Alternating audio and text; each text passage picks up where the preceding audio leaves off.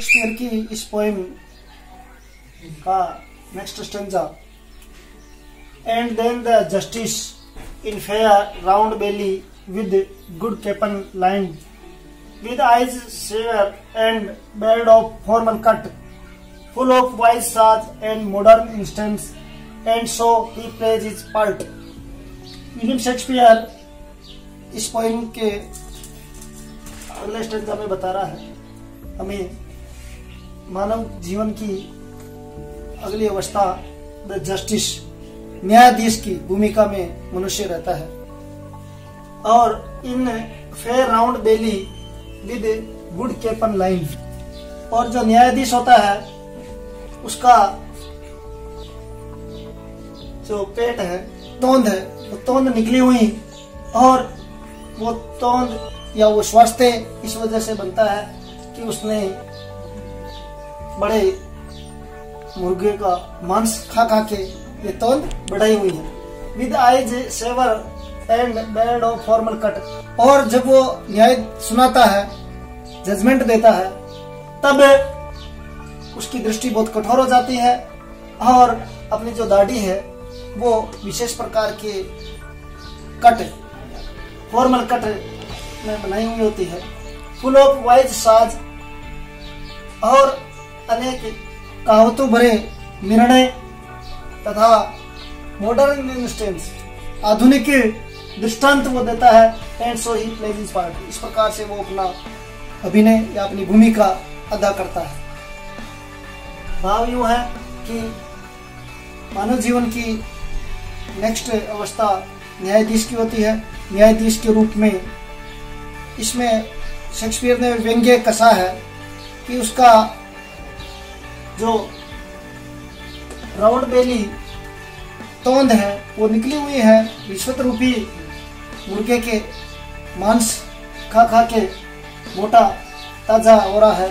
साथ में निर्णय जो सुनाता है कठोर दृष्टि से सुनाता है, फॉर्मल कट रखता है, दाढ़ी विशेष प्रकार की बनाए रखता है और अपना न्याय सुनाते समय वह एक उच्च दृष्टि रखता है और मॉडर्न इंस्टेंस साथ में आधुनिक उदाहरण देता है। And so he plays his part. और इस प्रकार से वो अपनी भूमिका अदा करता है। इस the seven ages of man next stanza. The sixth age shifts into the lean and slipper pantaloon with spectacles on nose and pouch on side, his youthful hose well shaved, a wall too wide for his shrunk, and his big manly voice turning again towards childish treble pipes and whistles in his sound. William Shakespeare इसमें बताते हैं कि मानव की छठी अवस्था as Pantaloons होती है जिसमें turning होता लाइफ का और उसका ढीला pyjama into the lean and slipper चपले पहने हुए with spectacles on nose and pouch on side और आंखों पर चश्मा लगाए हुए और नाक के आसपास और आंखों के नीचे एक थैलीनुमा मांस का हिस्सा लटका हुआ रहता है। His youthful hose well shaved, a world too wide for his shrunk। और अपनी पिंडलियों में पहने हुए होज यूथफुल होज जवानी के युवावस्था के मोजे वेल सेव्ड ठीक प्रकार से सुरक्षित रखे हुए वो काफी ढीले महसूस होते हैं। And his big manly voice और युवावस्था में तेज तर्राट आवाज टर्न हो जाती है बदल जाती है दोबारा turning again toward childish treble pipes और छोटे बच्चे सी बारीक आवाज में परिवर्तित प्रारंभ होती है। And whistles in his sound और उसकी आवाज में एक सीटी नुमा ध्वनि उत्पन्न होने लगती है। भाव यह है कि मनुष्य की छठी अवस्था में वह एक इटली के एक व्यंग्यकार हंसाने वाले पेंटालून की तरह हो जाता है। चश्मा लगाए हुए, चश्मे के नीचे मांस का लटका हुआ हिस्सा और साथ में चप्पलें पहने हुए, ढीला पाजामा, बच्चों सी आवाज और मोजे जो कि युवावस्था के होते हैं और वो बहुत ही ढीले महसूस होते हैं पिंडलियों में।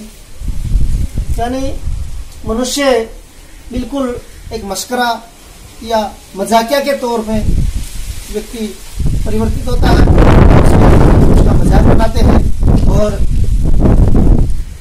वृद्धावस्था की ओर उसका टर्निंग प्रारंभ हो जाता है। शेक्सपियर द्वारा रचित इस पोएम के लास्ट स्टेंजा में the last scene of all that ends this strange eventful history is second childless and mere oblivion.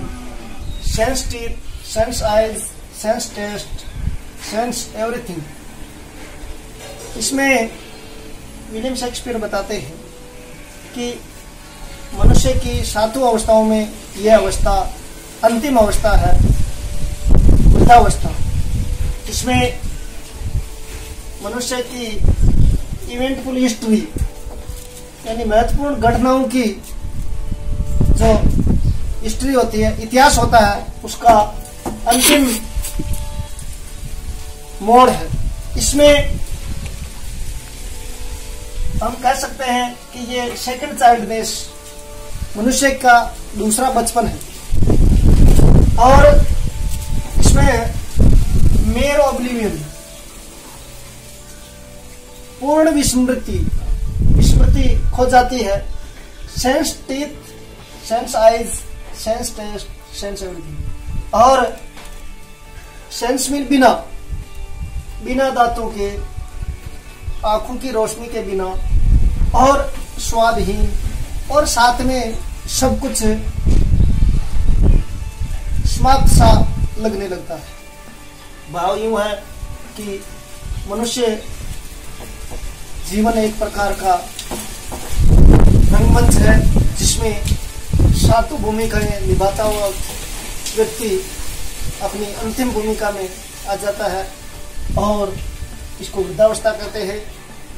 सारी शक्तियां, सामर्थ्य समाप्त सा हो जाता है, दूसरा बचपन आ जाता है और दृष्टि कमजोर हो जाती है।